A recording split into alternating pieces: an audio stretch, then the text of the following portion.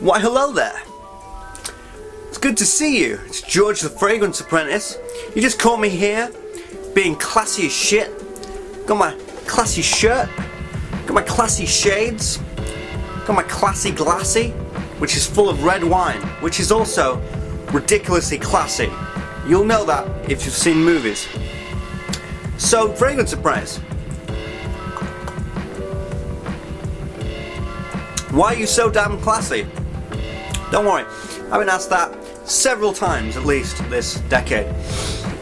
And, well, it's because, sir, madam. Why are you so classy? Well, it's because I wear Juniper Sling, the most classiest fragrance in this glassy bottle. Fragrance Apprentice, why are you so funny? It's because I'm lonely. Penhaligon's is quite unknown in the fragrance community, sort of at large, or not necessarily unknown, but they're overlooked, and it's very understandable why. The reason being is because they're highly inconsistent, and a lot of their stuff is very quite boring and quite bland. They give the persona that they're like this old-timey, sophisticated British fragrance house, but it's actually very generic. A lot of their releases are quite generic. I think that people find the Opus one good. People appreciate that one, but the gem of the line, the one that is truly the best, in my opinion, and the one that steals the show from any of the other fragrances in their collection, is Juniper Sling. Probably one of the most sophisticated and classy fragrances that I have ever smelled. And one of the things is juniper berry fragrances right now in the community are very, very popular, and I'm glad to see this. So I really want to throw this in there, really want to push the spotlight onto this one, because I truly believe that this deserves it. So let's get to it. Juniper Sling is one of the latest releases from Penhaligon's. It was actually released in 2011, and the reason why I bring that up is because this could have been very easily an old school, like really old generation fragrance, because it has a very timeless appeal. One of the things that does not have the timeless appeal is the presentation. I'm not completely happy with the presentation. It's decent, it's very stylish, but it's also very obnoxious. I think I just summed up my existence. But I'm just not too happy, and I don't think it actually suits the simplicity and the classiness of the fragrance. This is more sort of like royalty and snobbishness, and like, oh, look at us, you've seen, we're so classy, we're so nice. But people like it, and that's fine. Would I like this? Wow. Okay, look. If you've got a lot of cool stuff in your wardrobe, but you just simply want something that's really like formal occasions, very classy, suit and tie, no doubt, all that kind of stuff. Juniper berry is infamous for creating that kind of a smell. Like, people are really into juniper berries. If you're into that kind of hype at the moment, or that kind of like that kind of trend of juniper berry kind of a smell, then this is quite a domineering juice in that department, in that genre. So you have no excuse to not have smelt this yet. So yeah, very beautiful. So yeah, it's all that kind of thing. Let's go on to the scent. Okay, so let's get to overall scent. You know how we do. A splash on there.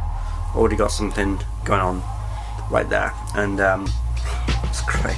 Okay, so the scent, it completely and utterly steals the show. This opening is beautiful, absolutely beautiful. Citrus and juniper berry, with a hint of lavender. It's the juniper berry citrus combo opening. It is classy as anything. It is one of the most classiest, beautiful, timeless smells ever. Orange, lavender, juniper berry. This is This is silver staircases. This is diamond encrusted staircases. This is chandeliers. This is tuxedos. This is a big, massive event.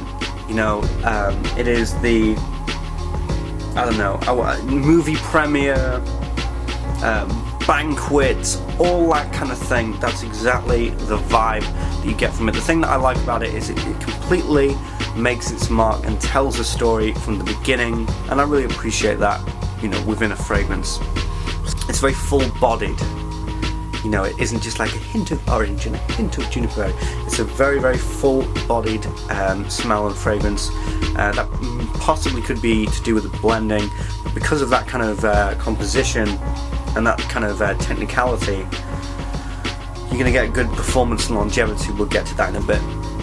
Second stage I call Vetiver Uprising. The citrus is something that lingers throughout the fragrance anyway. Citrus is there, juniper berry also, but the orange has gone down, and now you get this kind of woody vetiver, but it strings very, very nicely with those other two notes. There's a bit of cinnamon also coming up, but it's not, you know, you've got a lot of savoury notes in there. The sweetness does not like take everything away. It doesn't like destroy the whole build. It actually kind of adds to it. It's like the cinnamon's like just kind of there, and it's just kind of like the base of it. It's carrying everything, but it's not interfering with anything, and that's quite an achievement. Third act is quite green actually. You've got a bit of pepper coming in. Yeah, I'd say it's the green juniper berry. It has a very, very nice green smell. Reminds me actually, with the pepper and the lavender, reminds me a bit of like that pure essential lavender oil, but with like a greenness from Bleecker Street. Again, that is sophisticated and as tasty as you like. Truly quite a beautiful scent.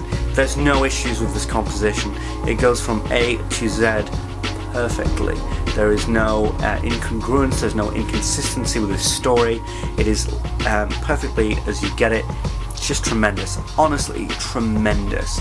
Classy from beginning, middle to end. This is a story in a bottle. It is a Cinderella story. It is, oh man, I love this stuff. I love this. This is the kind of composition that makes me really interested in this whole thing, and it makes me call this, you know, this whole thing an art form. You know, this is the thing that is the compelling evidence to make it an artistic endeavor rather than just aftershave or just perfume. No, this is art, son. Honestly, beautiful. Well done. Props to Penhaligon's. So, performance, projection and longevity is, for this kind of a scent, I'd say just above average. This is the part where it doesn't really shine. It isn't something insane or brilliant or off the mark, but it certainly gets the job done. So projection, a very good ciliage. I would say above average ciliage. People can definitely notice you. They can come into your space. They will know that it's there. That doesn't last too long. That lasts about maybe an hour and a half to 2 hours, and then people really have to come in close to smell it. It's not a skin scent, but people do have to come in close. But that's kind of nice. But the first hour and a half, I could say stretch to 2 hours. You know, you've got a scent cloud. People can smell you, and that's really down to the lavender. Actually, the lavender is the thing that really kind of pushes the projection outward. Longevity is actually very good. Actually, very good, especially for a summer scent. I'd say, but it has its variables. 6 to 10 hours, anything in that sort of bracket. It can really be. it's because of the kind of the combination of the citrus and the lavender. It creates that sort of incongruence with the longevity. The thing is with Penhaligon's Juniper Sling is it's all about the smell. Oliver Cresp did a wonderful job with this. Little things bug me, like the presentation and the performance issues, but when it comes to the actual smell, to the composition, to the blending, if you're in the mood for something very, very high quality, very, very, like I've said it probably a million times in this review, classy, sophisticated, highbrow, going to an event, wearing a very luxurious suit, it hits the mark on all those goals. To the James Bonds out there, if you don't have this in your collection, then you're going to be really disappointed, and you should feel bad because it's absolutely fantastic. Anyways, I hope I've given you all the information that you need to know. With juniper berries becoming as popular as ever, it is not simply not fair and simply a crime for that piece of art to be overlooked and to be overshadowed by other fragrances which I do believe are not as good as that one.